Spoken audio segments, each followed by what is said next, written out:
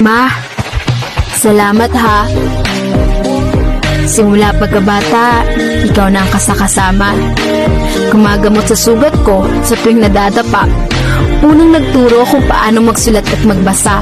Minsan nga, napapalo mo pa. Ikaw rin ang unang nagturo sa akin kung paano maging mabuti sa kapwa. Mama, alam kong pagod ka na. Alam ko rin na minsan umiiyak ka dahil sa problema. Pero di mo lang ipinapakita.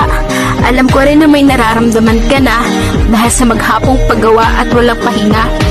Ingatan mo naman sarili mo, Mama. Di kasi namin kaya pag may nangyari sa iyong masama. Sorry, Mama, kung matigas ulo ko. Di nakikinig sa mga payo mo at pabalang kung sumagot sa'yo. Minsan nagdadabog sa tuwing inuutusan mo. Pasensya ka na, Mama.